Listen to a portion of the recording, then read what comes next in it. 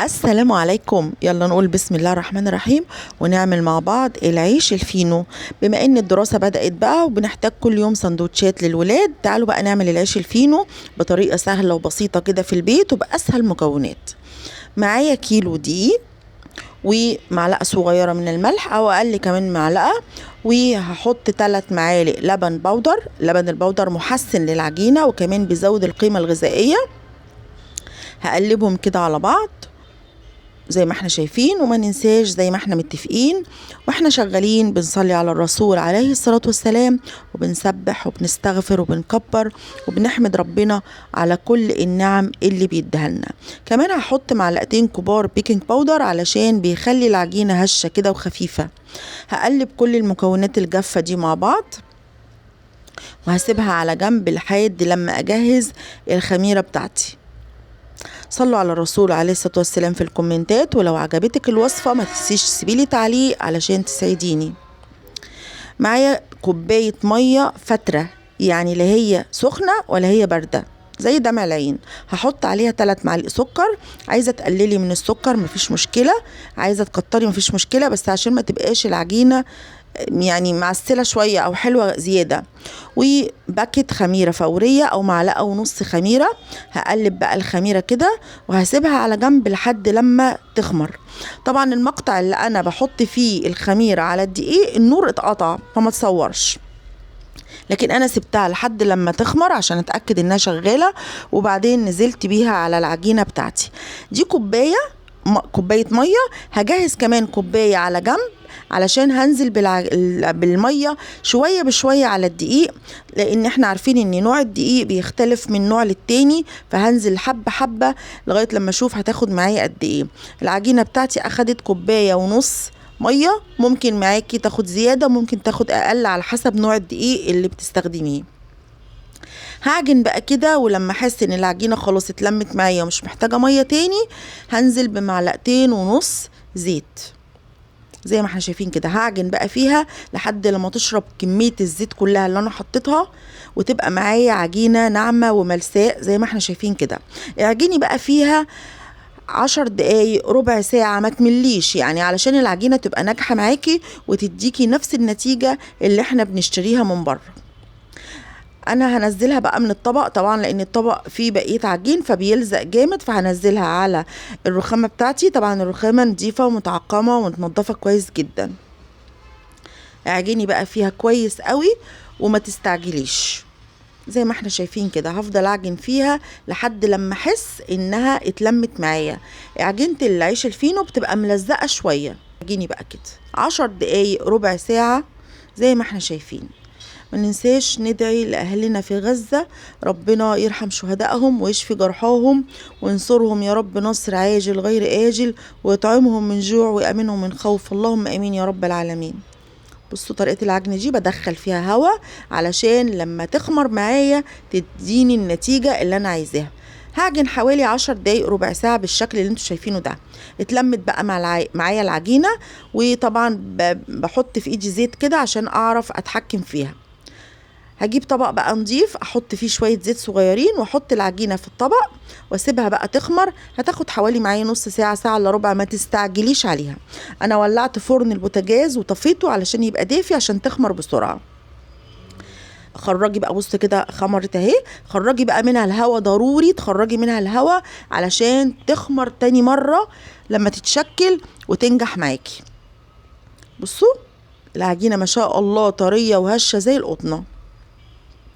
هبتدي بقى اشكلها. انا عملت الرغيف بتاعي متوسط، يعني لا هو صغير ولا هو كبير، يعني في حجم السفندية كده، لا حجم الليمونة ولا حجم البرتقانة، يعني متوسط. الرغيف متوسط زي ما احنا شايفين كده. هشكلها بقى كده وهسيبها زي ما احنا شايفين. صلوا على الرسول عليه الصلاة والسلام.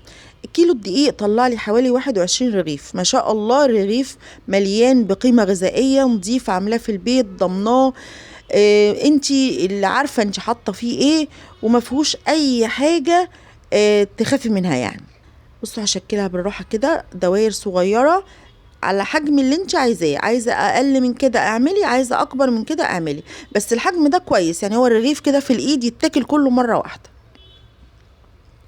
هنقله بقى كده علشان اخد واحدة واحدة بقى وابتدي اشكلها.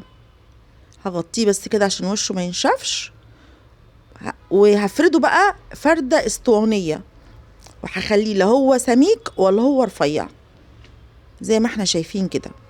طبعا الرخامة فيها نقطة زيت صغيرة علشان ما تلزقش العجينة. بس بفرده واحدة واحدة كده، ولازم العجينة تبقى مش سميكة. هلف بقى واحدة واحدة كده، وكل ما الف هلزقها في بعضها كده. طبعا حجم الرغيف دلوقتي قدامك رفيع، طبعا ده لما يخمر حجمه هيتضاعف، فانت اللي هتتحكمي في حجمه. لزقي بقى الاطراف كويس قوي، وتأكدي انها لازقة كويس قوي علشان لما يخمر ما يتفتحش منك. شايفين الرغيف ده هيبقى قده مرتين دلوقتي لما يخمر. هجيب صينية بقى كده هدهنها دهنة زيت خفيفة، وهرص فيها العيش بتاعي. صلوا على الرسول عليه الصلاة والسلام.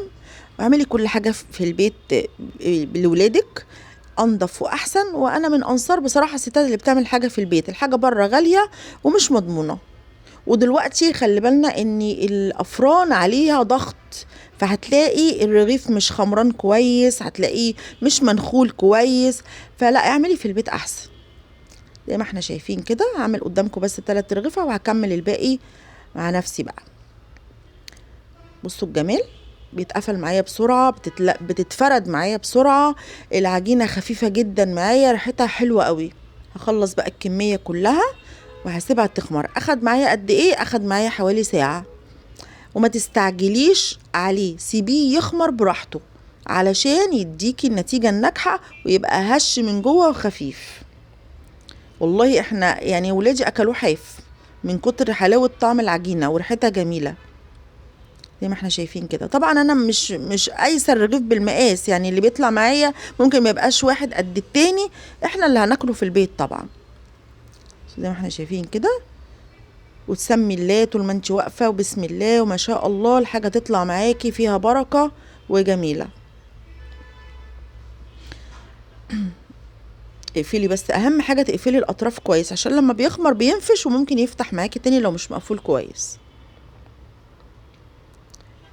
كده انا عملت 3، هكمل بقى الباقي وتعالوا نشوفوه بقى كده ايه لما يخمر هيبقى شكله ايه.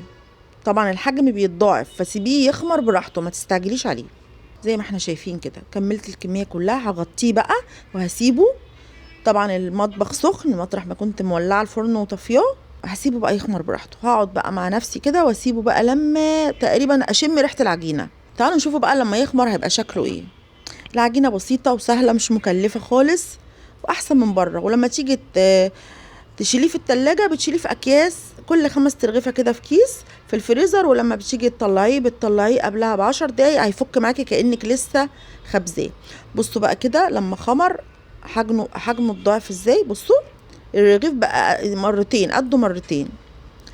قبل ما احطه بقى في الفرن، طبعا انا ولعت الفرن بيدخل على درجه حراره 180 في الرف اللي في النص، وما ولعتش الشوايه. لو عندك الفرن مش بيحمر بسرعه ممكن تولعي الشوايه لما تلاقيه استوى من تحت او اتحمر من تحت.